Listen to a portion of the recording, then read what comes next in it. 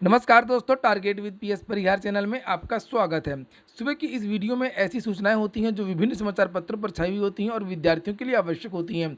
तो आइए शुरू करते हैं और देख लेते हैं कि आज के समाचार पत्रों में विद्यार्थी जीवन से संबंधित कौन कौन सी सूचना है। आगे बढ़ने से पहले एक सूचना उन विद्यार्थियों के लिए जो विद्यार्थी यूपी ट्रिपल एस पीईटी की तैयारी कर रहे हैं। वे सभी अभ्यर्थी सरस्वती प्रकाशन प्राइवेट लिमिटेड की इस महत्वपूर्ण पुस्तक को ले सकते हैं। काफ़ी अच्छी पुस्तक है। जिस तरीके से यूपी ट्रिपल एस में प्रश्न पूछे जाते हैं, जो सिलेबस है, जो प्रश्नों का स्तर है, उसी के हिसाब से ये पुस्तक तैयार की गई है और इसमें 2100 से ज़्यादा प्रश्नोत्तर दिए हुए हैं और पूरी उनकी विस्तृत व्याख्या भी इसमें दी गई है।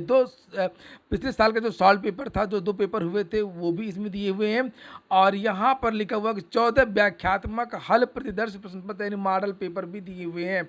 सभी कापी किताबों की दुकानों में सरस्वती प्रकाशन प्राइवेट लिमिटेड की ये महत्वपूर्ण पुस्तक आपको मिल जाएगी, चाहे जो शहर हो। और अगर आपके यहाँ नहीं मिल पा रही है तो उसके लिए कॉन्टैक्ट नंबर इत्यादि, लिंक इत्यादि मैंने डिस्क्रिप्शन बॉक्स में दे दिया, वहाँ पर जाकर के आप लोग ऑनलाइन भी मंगवा सकते हैं। सरस्वती प्रकाशन की और भी बहुत सारी पुस्तकें आती हैं, चाहे वो टीजीटी हिंदी हो, चाहे वो पीईटी हो, चाहे वो रेलवे ग्रुप डी हो या पुलिस कांस्टेबल हो। चलिए शुरू करते हैं आज की सूचनाओं को और सबसे पहले बात कर लेते हैं एडेड जूनियर हाई स्कूल भर्ती परिणाम, कई छात्र होंगे बाहर। ये देखिए लिखा हुआ है कि निराश हो सकते हैं पूर्व परिणाम में सफल कुछ अभ्यर्थी। उत्तर प्रदेश परीक्षा नियामक प्राधिकारी यानी कि पीएनपी सचिव ने पूर्व में घोषित एडेड जूनियर हाई स्कूल 2021 शिक्षक भर्ती परीक्षा परिणाम को रद्द करने का प्रस्ताव शासन को भेज करके संशोधित परिणाम जारी करने की तैयारी कर ली है। 15 नवंबर 2021 को घोषित किए गए परिणाम में सहायक अध्यापक पद पर 45,257 और प्रधानाध्यापक पद पर 1722 परीक्षार्थी सफल घोषित किए गए थे।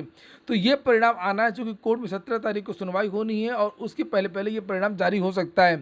शासन से अनुमति मिलने में देरी पर परिणाम विलंबित भी हो सकता है। यहाँ पर लिखा हुआ है चूंकि 2 दिन का अवकाश भी है। प्रधानाध्यापक के 390 एवं सहायक अध्यापक के 1504 पदों के लिए 17 अक्टूबर को कराई गई परीक्षा का परिणाम घोषित किए जाने के बाद कुछ अभ्यर्थियों ने कम अंक दिए जाने का आरोप लगा करके परीक्षा की शुचिता पर प्रश्न चिन्ह किए थे। तो कुछ विद्यार्थियों के नंबर ज़्यादा थे, कुछ विद्यार्थियों के नंबर कम थे। हालांकि इस भर्ती में धांधली की भी बहुत ज़्यादा शिकायतें आई थी जब परिणाम घोषित हुआ था। विद्यार्थी कोर्ट चले गए थे और कोर्ट ने कहा था कि दोबारा मूल्यांकन करवाया जाए। कमेटी बनाई गई और जानकारी निकल करके आ रही कि बहुत जल्दी अब इन विद्यार्थियों का जो परिणाम है वो जारी किया जाएगा और पुराना जो परिणाम है वो निरस्त किया जाएगा। अगली सूचना है प्राथमिक शिक्षक भर्ती छात्र फिर गिरफ्तार। 2 दिन पहले छात्रों ने घोषणा की थी कि प्रयागराज से लखनऊ तक तिरंगा यात्रा निकालेंगे और प्राथमिक शिक्षक भर्ती की मांग करेंगे।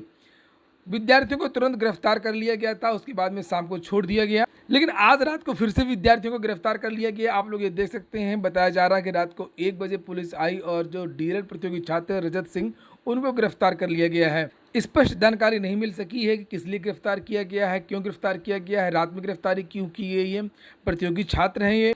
क्या प्राथमिक शिक्षक भर्ती की मांग करना इतना बड़ा जुल्म हो गया? देखते हैं आगे जो भी अपडेट्स होगी मैं आपको इस चैनल के माध्यम से दे दूंगा। अगली जो सूचना है वो है उत्तर प्रदेश लोक सेवा आयोग की। मैंने कल ही वीडियो बनाया था और आप लोगों को जानकारी दी थी कि अब सीबीआई की जो रफ्तार है वो तेज होगी, क्योंकि शासन ने अनुमति भी दे दिया था। और यहाँ पर लिखा हुआ है कि पीसीएस 2014 और पीसीएस 2015 भर्ती में धांधली की शिकायत दर्ज कराने वाले 20 से अधिक अभ्यर्थियों को सीबीआई ने दिल्ली मुख्यालय बुलाया है। वहां पर उनके फिर से बयान दर्ज किए जाएंगे और इसमें से कुछ अभ्यर्थी अन्य प्रतियोगी परीक्षाओं में चयनित हो चुके हैं।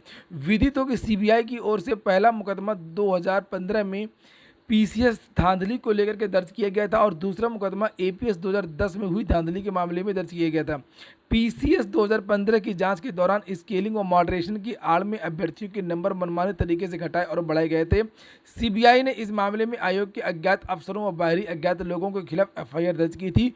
सूत्रों की माने तो सीबीआई ने इन दोनों परीक्षाओं में धांधली की शिकायत दर्ज कराने वालों में से कई अभ्यर्थियों को दिल्ली बुला लिया है। अगली सूचना बीएड वर्सेज बीटीसी मामले को लेकर के है और इसके बारे में मैंने आप लोगों को जानकारी दी थी कि सुप्रीम कोर्ट में जो मामला चल रहा है उसकी जो सुनवाई है वो 17 अगस्त हो सकती है। लगातार 2 बार से जज नहीं सुन पा रहे हैं और जो तारीखें स्थगित हो जाती हैं, नई तारीखें दी जाती हैं और फिर से वही बात हुई है कि अभी सुनवाई की डेट आ नहीं पाई है और 17 अगस्त को जो सुनवाई होनी थी वो अब 17 तारीख को नहीं होगी, वो अब 26 अगस्त को हो सकती है, होगी नहीं हो सकती है। ये आप लोग देख सकते हैं स्टेटस है और ये केस नंबर है 9845/2022 और यहाँ पर लिखा 26 जुलाई को ये पिछली बार लिस्ट हुआ था और अब इसकी जो नई डेट है यहाँ पर देख लीजिए टेंटेटिवली संभावित डेट कंप्यूटर जनरेटेड ये 24 अगस्त है।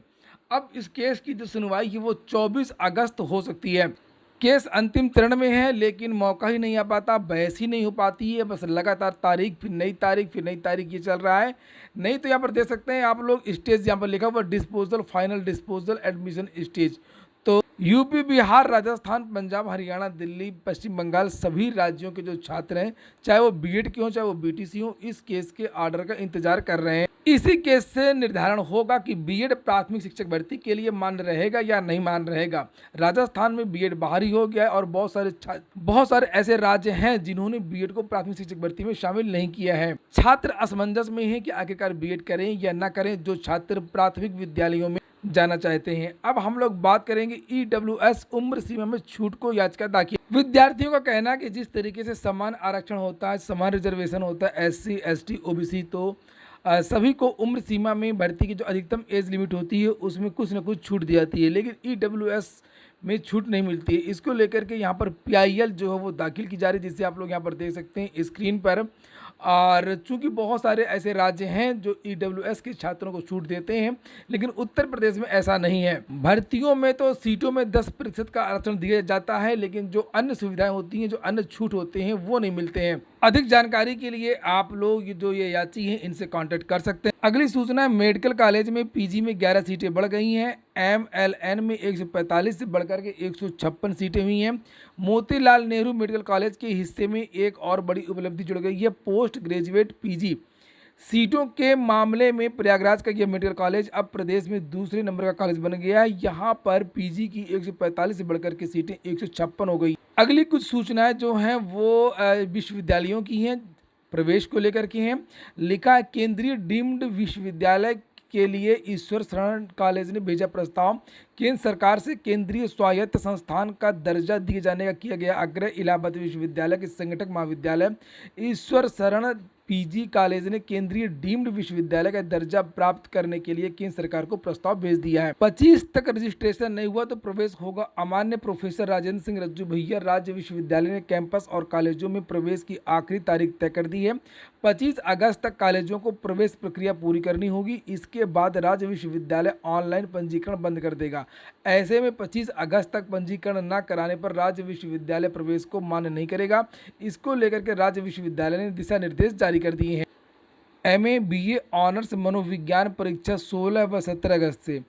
लखनऊ विश्वविद्यालय ने शनिवार को एमए मनोविज्ञान, बीए ऑनर्स मनोविज्ञान, मास्टर ऑफ पॉपुलेशन समेत कई पाठ्यक्रमों के परीक्षा के कार्यक्रम जारी कर दिए हैं। एमए मनोविज्ञान चतुर्थ सेमेस्टर की परीक्षा 16 से 22 अगस्त, ओल्ड कोर्स की 16 से 25 अगस्त तक होगी। सीयूईटी यूजी चौथे चरण की परीक्षा 30 तक स्थगित कर दी गई है। केंद्रीय विश्वविद्यालय प्रवेश परीक्षा के चौथे चरण में शामिल होने वाले 11,000 उम्मीदवारों की परीक्षा 30 अगस्त तक स्थगित कर दी गई है। परीक्षा केंद्र इन उम्मीदवारों की पसंद के शहर में समायोजित करने के लिए यह फैसला किया गया है। परीक्षा 17 से 20 अगस्त के बीच होनी थी और इसमें 3,72,000 उम्मीदवार हिस्सा लेने वाले थे। पूरा वीडियो सुनने के लिए बहुत बहुत धन्यवाद।